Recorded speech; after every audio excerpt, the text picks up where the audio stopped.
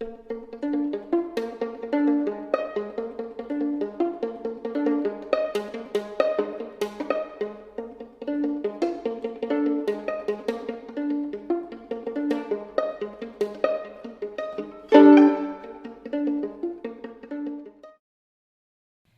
True Crime friends. Welcome back to another episode of True Crime in Academia. I am your host, Mary DePippi. I hope you are all having a wonderful week so far. Well, I hope you're having as good a week as you possibly can. The world sucks lately these days, as we all know. And I feel like we're all just trying to survive. So I hope you are surviving out there, if not, #thriving. But if you are having a tough time out there, I hope it gets better for you. Some housekeeping. Please make sure you follow True Crime in Academia on Instagram and TikTok at True Crime in Academia. I will be adding a Twitter later this month, so look out for that. Of course, I'll announce it on Instagram and such, but look out for that. Also, don't forget to become a Patreon subscriber by going to patreon.com/Ivory Tower Boiler Room. If you become a subscriber, you will have access to all of my extra bonus content. Currently, I have the John Benet Ramsey case up, and this next one that's coming out, you will find out tomorrow what case I will be covering for this month's exclusive episode. I'm very excited. It's a good one. Also, please remember that True Crime in Academia is strictly for educational purposes, and that all perpetrators, people are innocent until proven guilty. Now, this week's case has been boggling my mind because when I first looked it up, I just thought it would be a typical, disappearance case, but it is not. It is quite wild. So, without further ado, let's get into it. On April 20th, 1953, Oxford police responded to a call about a missing persons case. The call came in from the roommate of a business student named Ronald Tammen Jr. They pulled up to Fisher Hall at Miami University in Oxford, Ohio, and went up to room 225. The dorm room looked like any other. Police were stumped because there were no signs of foul play and his car was still left on the lot. Without the benefit of today's technology, police immediately put out a theory that Ronald had experienced amnesia and just walked off. Ronald Tammen Jr. was born on July 23, 1933, in Maple Heights, Ohio, a suburb of Cleveland. He was one of 4 children, and from what I've researched, it seems like he grew up in a normal middle-class family. By all accounts, it seems that he had a happy and normal childhood. In grade school and high school, he was described as being a nice kid who was really smart, but he never seemed to have a best friend, but was pretty friendly with everyone. He was also described as being money-focused and responsible. He was interested in music and played the bass fiddle. Ron was actually a pretty good-looking dude. He was 5'9" to 5'10", weighed 175 pounds, had brown hair and brown eyes. He also had a pretty muscular build and was fairly fit, but despite his good looks, you would think he'd be popular, but he kind of wasn't, and he was actually known to be a very private person. In college, Ron belonged to a fraternity called Delta Tau Delta. He would frequently go to their parties there, and in his freshman year, it was said that Ronald was dating an older woman. The following year, though, some say that he would bring that woman around with him, although it seemed like they weren't dating exclusively. On April 19th, 1953, at around 8 p.m., Ronald had come out of his dorm room to get clean sheets. A fellow student had pulled a prank on him by putting a fish on his bed. It was said, though, that these two would prank each other quite often.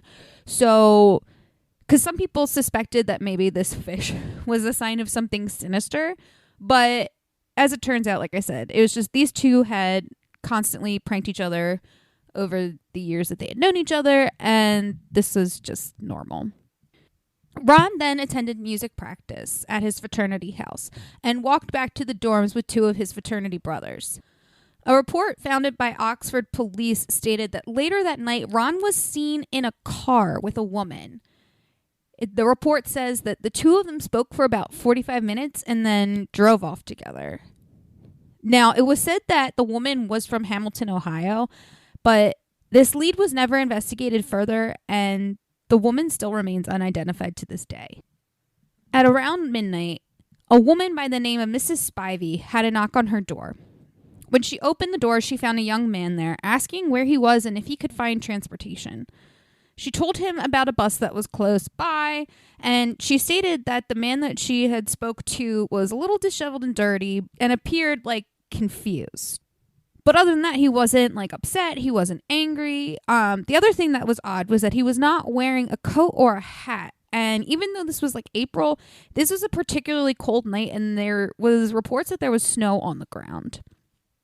A few months later, she actually saw Ron's photo in the newspaper and contacted police about her encounter. While she claims that Ron was the man that she spoke with, her husband and some of Ron's relatives feel that it wasn't him and it must have just been some other person that night. Ron's roommate came home at about 10 o'clock that night to an empty dorm. He stated that the lights were on, the radio was playing, and there was a book open out on Ron's desk, and to him, it appeared that Ron must have just stepped out for a few minutes and would be returning soon. When police searched the room the following day, they discovered his clothes, car keys, wallet, identification, his watch, high school class ring, and a bunch of other of his personal belongings back in the dormitory. What was odd, though, they found, was that the book that was opened up on his desk was a psychology book, but Ron had actually dropped the psychology class 3 weeks earlier. Now, Ron's gold 1938 Chevrolet sedan was not taken from its parking spot in the school, and his prized bass fiddle was actually in the backseat of the car. Police found that there was at least $200 in his bank account, and it was believed that he had at least $10 to $15 on his person the night that he disappeared. Police had discovered about 5 months before Ron's disappearance that he had gone to see a Dr. Garrett J. Boone, who was a family doctor from Hamilton, Ohio, and was also the county's coroner. A lot of people have found this suspicious because he could have gotten it done by the hospital, by a doctor on the campus at the hospital. But it was said by friends of Ron that he wanted to donate blood for cash. And at this time, donating blood to the Red Cross was still very new. The first national blood collection was actually to benefit soldiers in World War II. And some speculated that, because Ron was responsible and just an overprepared person, that he wanted to know his blood type ahead of time. Because they sometimes took only certain blood types. And people, like I said, they knew he was prepared and that he was responsible. So they just think that Ron did this to make sure that he would be able to donate blood and make some money. Which is, it's funny because, I don't hear of many college students doing this today, but I remember being in college and it was if you didn't have a job necessarily, doing something like this was definitely something, college students do. Definitely something I would have done had I known I could have made money for donating my blood. But, if you remember, I remember being in college. You're so busy with all the work that you have to do. Sometimes getting a part-time job just isn't feasible. So, finding ways like this is, I guess a good alternative, to make some extra cash. Look, Bumble knows you're exhausted by dating. All the must not take yourself too seriously and 6'1" since that matters. And what do I even say other than, hey? Well, that's why they're introducing an all-new Bumble with exciting features to make compatibility easier, starting the chat better, and dating safer. They've changed, so you don't have to. Download the new Bumble now. Hey, true crime friends. You've heard me talk about my amazing friend Mandy before. She makes the best crochet, pre-cut, and custom home decor for reasonable prices. If you're looking for a one-of-a-kind gift or some new decor to add some new life into your home, look no further. Mandy has got you. I have quite a few items from her, ranging from a crocheted headband to Halloween decor items to my amazing and adorable Coraline ornament. If you guys haven't noticed, I'm like obsessed with Coraline, and I just love how Mandy makes it. She's also made me a Coraline doll that sits next to all of my true crime books. To order, just slide in her DMs on Facebook and Instagram at Mandy Made It. That's MANDEE Made It on Facebook and Instagram. Once again, go to Mandy Made It on Facebook and Instagram, send her a DM, and order today. So that was a rough timeline of the night that Ron disappeared. It was also said that I had found somewhere that Ron had actually seen his family the week before, and, they said that he was fine. Nothing was wrong. What's weird to me about this case is that authorities were so quick to dismiss the lead about the mystery woman. You would think, when someone says they found someone, they saw someone who was with him and they drove off together, and then that was pretty much the last time that anyone had seen him, you would think they'd look into it more. But at the same time, we need to remember that this is the 1950s, and there's none of the technology that we had today. So trying to figure out who this woman was extremely difficult, and they were unable to get any leads at the time. So because of this, literally within a week of his disappearance, they just decided to go with his theory of Ron getting amnesia and just walking away on his own. And it really doesn't make sense. And I know some of you are probably like, wait a minute, you glossed over that real quick in the intro of this case. But that's mostly just because I wanted to kind of lay the groundwork and then talk about it now. Obviously, that is a cockamamie conclusion, and one that they pretty much just made up on their own. Given that, like I said, they had limited resources. I mean, I can understand, but the fact that they even decided that they had to come out with a cause like that for his disappearance just doesn't make sense to me. Like, it just doesn't seem like ethical. But yeah, so anyway, they decided that this was the thing, that it was just amnesia. Oh my God. And when I've seen some of the pages of the psychology book that he had open on his desk. And one of the interesting things is it talks about habits, like habit formation and the psychology of habit formation. And then about like hypnotism, which is interesting. Again, he dropped the course 3 weeks ago or 3 weeks before this. So why would he still have it? Like, it doesn't make sense that he would be looking at it. I mean, but then again, I've taken psychology classes. I've never dropped any psychology classes because I enjoyed them so much. But, who's to say that he didn't want to look into a few things? He seemed, or at least as he was described, as being responsible and just smart. Maybe he was trying to figure out how to build some better habits. I don't know.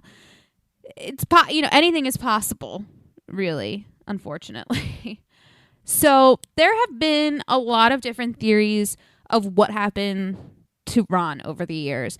And Jennifer Wagner, she is a Miami University alumnus. She began researching this case back in 2010. And since then, she has been trying to solve this case. Now, she and like some other people, including the police, they don't think that he died at the time of his disappearance.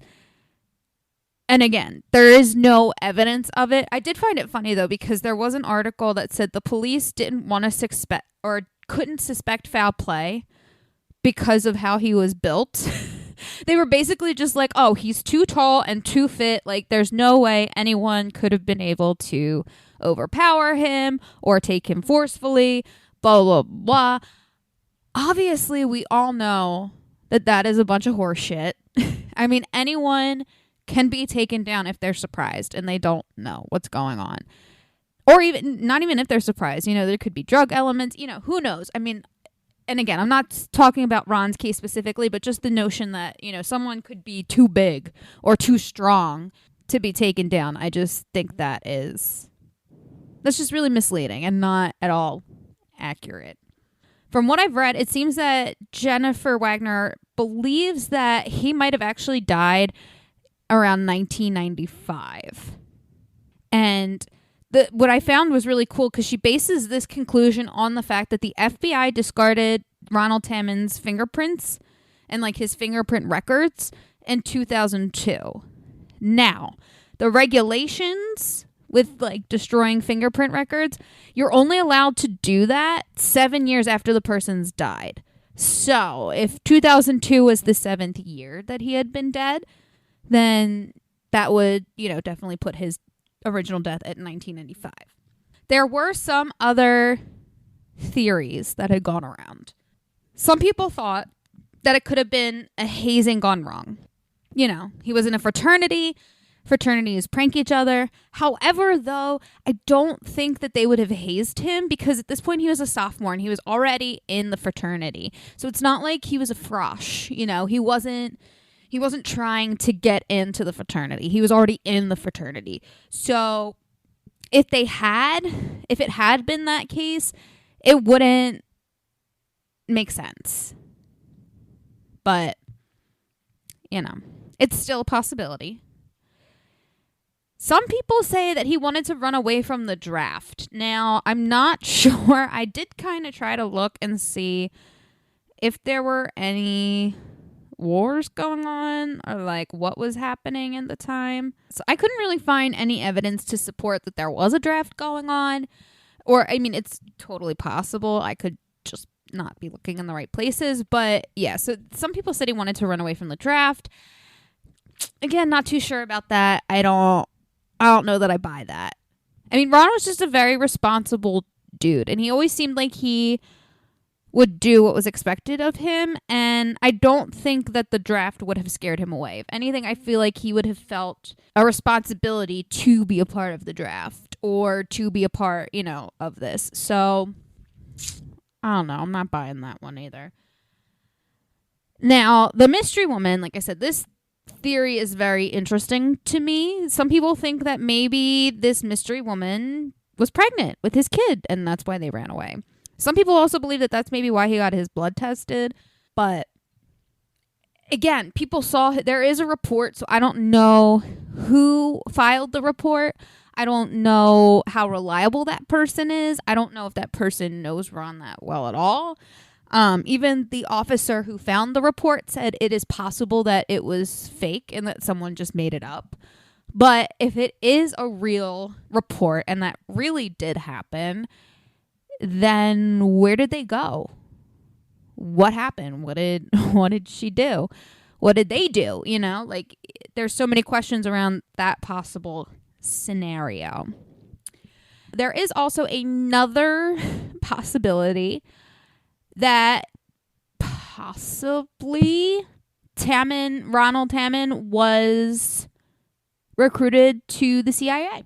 Some people throw around the possibility that psychology professor of the class that he dropped 3 weeks before was somehow involved with the CIA and that he recruited him that way.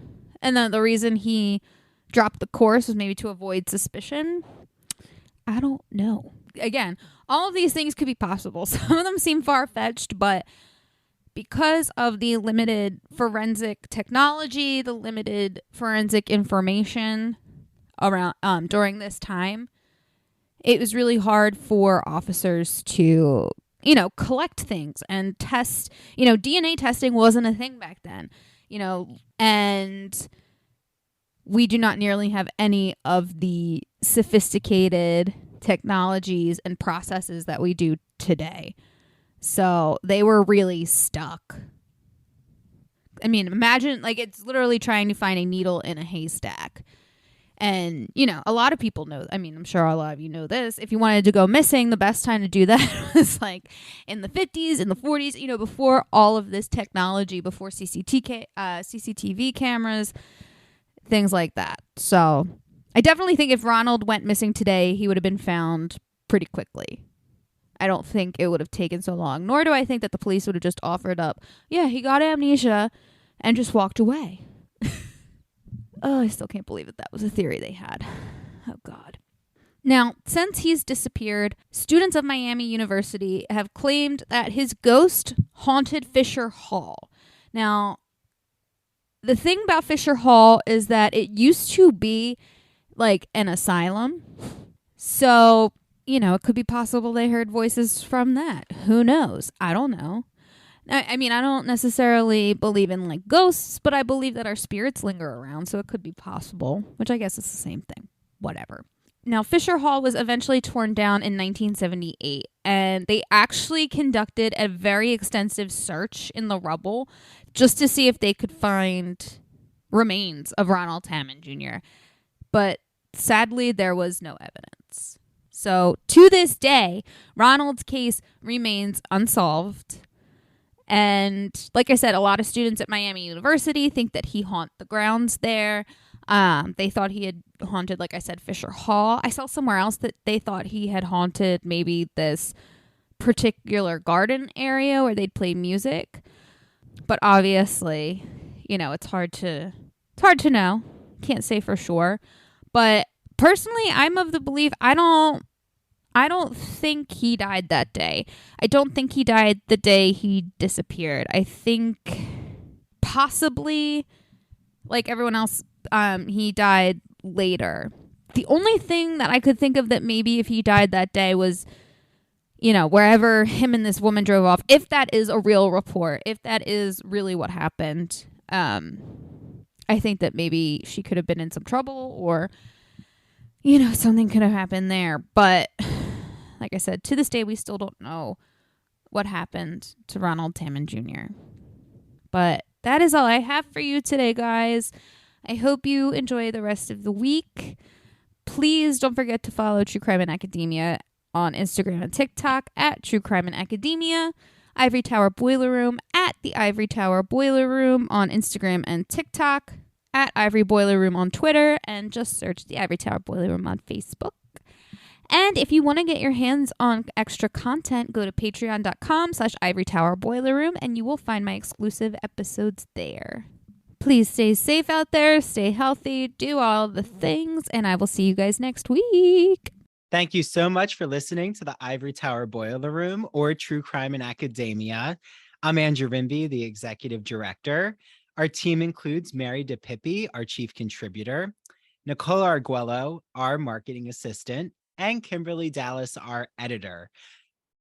Ivory Tower Boiler Room episodes come out on Monday, and sometimes I'm joined by a guest co-host. Make sure you follow us on Instagram and TikTok at Ivory Tower Boiler Room, and on Twitter at Ivory Boiler Room. And here's Mary. Hello, everyone. I am the host of True Crime in Academia. Do not forget to follow True Crime in Academia on Instagram and TikTok at True Crime in Academia. And coming soon, there will be a Twitter also at True Crime in Academia. Now, if you're like me, you like to have bonus episodes. I love extra content, don't you? So go to patreon.com/Ivory Tower Boiler Room. Not only do you have access to our video interviews, but you will also be able to access never before seen bonus episodes. So like I said, we don't release them anywhere else. You can only get those on Patreon. So go to patreon.com/Ivory Tower Boiler Room and become a subscriber today. And don't forget to listen to Ivory Tower Boiler Room on Mondays and True Crime in Academia on Tuesdays.